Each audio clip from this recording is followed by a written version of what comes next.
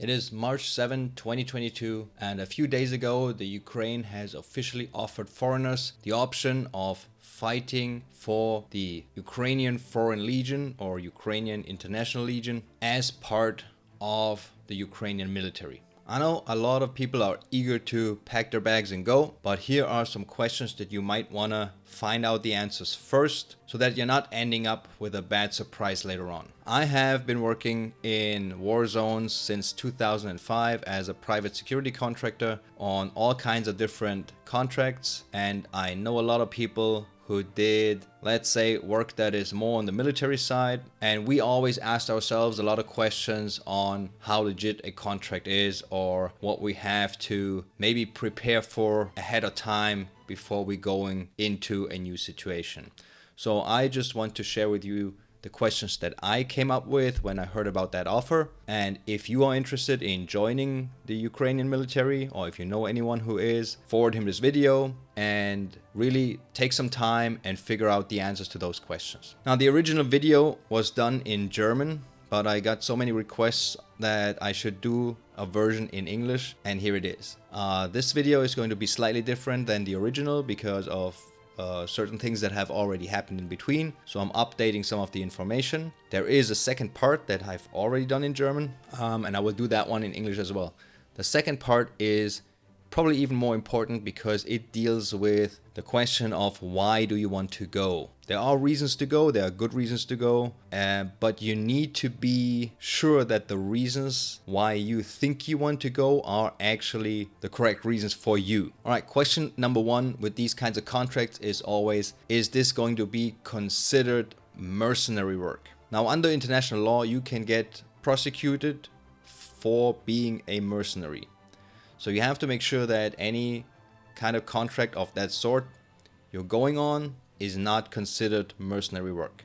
Now, this one doesn't seem to be, at least not right now, in the eyes of most of the international community. However, the Russians have announced that they will treat any foreigner that they catch fighting for the Ukrainians as not being protected by the Geneva Convention. So it pretty much doesn't really make a difference whether your country or the Ukraine or the European Union or NATO considers you a legitimate fighter of the Ukrainian military. If the Russians don't consider you that and they catch you, they will treat you accordingly, which means you will not be treated like a prisoner of war with the according rights. You will be treated like a criminal.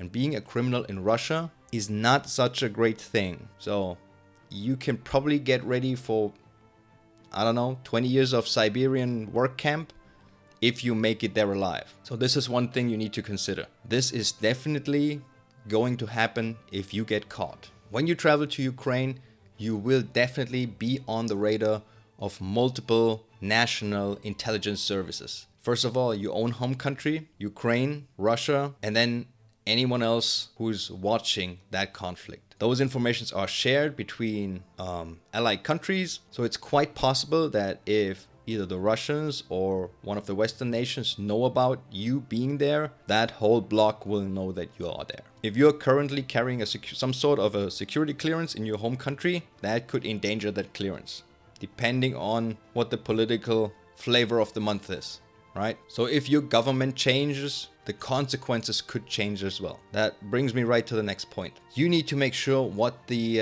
attitude and the legal ramifications for your home country are to join a foreign military. Because in some countries that can be a prison sentence, or worst case is that you will lose your citizenship. So make sure your country is not going to prosecute you when you come back. I know that some countries have already publicly stated that they won't prosecute their citizens if they decide to fight in Ukraine for the Ukrainians. You have to be very careful just believing some politician saying that they won't prosecute you if you do that, because politicians change their minds every couple of hours depending on where the wind blows from, the political wind, okay? Just because they think this is a good idea to support you right now doesn't mean they will support you in a year or maybe 20 years down the road. All right? Just look at how the British government treats their own military that they sent over what is that, 30 years ago into the Northern Ireland conflict. And they're trying to prosecute these guys right now. So much for support for your troops. Yeah, and you're not going to be regular military for your country. You're going to sign up in a foreign country to do whatever. Basically, what you would need is a document, black on white, in writing, with a signature by a significant person that can make those decisions, that people will not be prosecuted that join the Ukrainian military. Otherwise, it's fucking up for grabs. Leading straight to the next point, I've heard from a couple of sources that when you sign the contract, you're signing it for 3 years, but that is anecdotal. That might be different for you. And you become a regular member of the Ukrainian military. Now you have to remember, the Ukrainian military and Ukraine is under martial law. The Ukrainian military is fighting a regular war. So if you are a regular part of their military, I'm pretty sure that you can't just say, I had enough, I quit, I go home.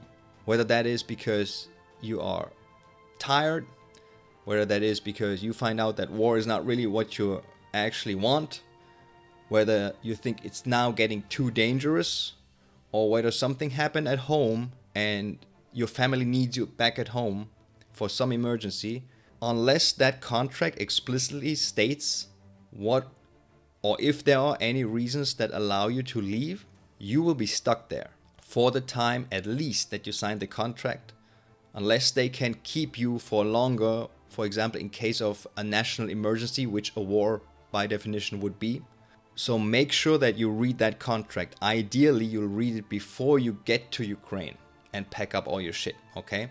I know this is probably not going to happen, but think of it like this. If you have a business deal, are you going to fly to some place to sign a contract that you've never seen before? No, you let the guy send you the contract. If he has nothing to hide, he will send you the contract, right? If you fly over there and bring all your stuff and organize everything, and then you see in the contract a couple of things that you're not really comfortable with, but you've already come all the way and told everyone that you were going, you might sign something that you would not have signed if you had known ahead of time what you're signing up for. All right? So try your best to figure out what's actually in that contract that you're going to sign. And by all means, if you find out, if someone gets a hand on a copy of the contract, please send it to me, post a link, whatever. I'm sure a lot of people are interested in that. So when you're part of the Ukrainian military, if you try to just leave, it's highly likely that that would be considered desertion, and people have been shot for less. It's wartime, there's martial law. Under martial law, deserters can be shot, at least in some circumstances and some countries. And I wouldn't put my hand into the fire that Ukraine makes an exception to that. Another thing you have to consider is your medical insurance coverage. Now, I'm not talking about while you're in Ukraine, because while you're in Ukraine and you're fighting a war, you will be taken care of by the Ukrainian military, whatever that amounts to. But if you get severely injured and you get, for some reason, flown back home, or you fly back home on your own, and you need additional treatment, your health insurance most likely will deny paying for those injuries that you received in an active war zone. First of all, because they don't cover active war zones with their policy. And second of all, because you went there under your own free will. So you will need to, if you think that might happen, plan for that eventuality. Otherwise, you might end up with like a fuckload of medical bills that no one pays for except for yourself. Remember that the languages over there are Ukrainian and Russian. And if you speak neither of it, you will always be in need of a translator, otherwise nothing will make sense to you. Most road signs will be in Cyrillic. So if you can't read Cyrillic, you can't read fuck all over there. And if you're going into combat and your unit leader or half of your unit speaks Ukrainian and only a few people speak English and maybe not even very good English, another thing that you might want to consider, and if you've got the time, learn the language. I'm not going into the whole issue of that you have to bring your own equipment. Most people that will not be a problem for. Everybody has fucking gear stacked because the zombies will be coming. And yeah, just take whatever you need. Definitely take body armor, definitely take a GPS, and whatever else you think. The financial side. Now you're probably not going to get paid a lot. One source I have said the contract would pay $200 a month, or something like $200 a month. So you're not going to get rich. So just make sure that your financial condition or your financial issues at home are taken care of, so that you don't need to worry about finances when you are in Ukraine. By the way, anything I say right now about Ukraine is applicable to any contractor job in any country. Okay, those are questions that you should always ask before you go anywhere. Then there is the question of what kind of people am I going to be fighting with? Now, there's a pretty good chance that they will put all the foreigners together in special units, but they may not. It probably depends on your skill level. So if you are highly skilled, they might integrate you into regular Ukrainian forces somehow. And if not, I suspect they will rather keep you all together in your own special units. Because you will need commanders that actually can speak English good enough to communicate with you and give orders to you without having to depend on translators. And right now it seems that there will be quite a number of people going there with, let's say, questionable motives. Whether that be questionable ethical motives or questionable political motives, that doesn't matter. Just inform yourself and be aware that you cannot pick the unit you're going to. You will be put somewhere where the Ukrainians think you're of the most use to them, not what you think you would like to do. Okay? That's the military. So just be prepared that you may not like all the people that you meet down there and that you have to work with, and that you still need to be able to have a professional working relationship with them because your life depends on it. And the final question I would ask myself is, what does Ukraine actually want with those volunteers? Where do they want to use them? And when I look at the contracting world, you will usually be used in one of two options. Option number one is you will fill roles in the back, so logistics, transport, anything non-combat related where you don't need a lot of skills, in order to free up the regular soldiers that are right now doing these tasks that have nothing to do with combat, so that you can free them up and send them to the front lines.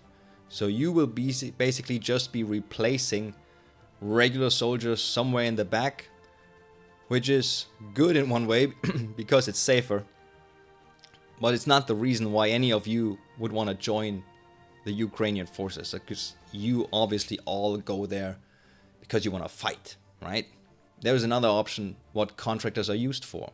They are used to push them into the most dangerous missions where you don't need a lot of skills, where it's not so important that you're successful, but where losses have to be acceptable. Because no Ukrainian mother is going to cry for a foreign mercenary if you get killed. So for example, if they need a group for a diversion attack that is highly likely to incur a lot of casualties, that's where you guys are gonna go. Because all you need to do is die. You don't need to succeed. You just have to make a lot of noise to distract the enemy from the real push that's happening somewhere else with the regular military. Okay, they will incur less losses, you will incur more losses. Alright, that's the somewhat abbreviated version of my first video. I hope I could help you a little bit with my questions. Make sure you think about them, but also make sure you're going to watch the second video The second video is even more important because the second video I'm getting into the psychological background of why people want to fight a war like that is not in their country and that pretty much has nothing to do with them. And I might help you to find out what you really want to accomplish and if the way that you are thinking is the best actually is the best for you. So stay tuned for the second video. It's going to come up in a couple of days. Till then, that war is not running away from you. You got time. Prepare yourself for it. As the Brits say, the 7P rule, proper planning and preparation prevents piss poor performance. If that war is over in 3 days, then you weren't needed anyway. Any time spent on preparation is time well spent. Alright, so take your time, think about those questions, prepare whatever you have, wait for my second video, and then ask yourself, what kind of person am I? Do I really want to go there?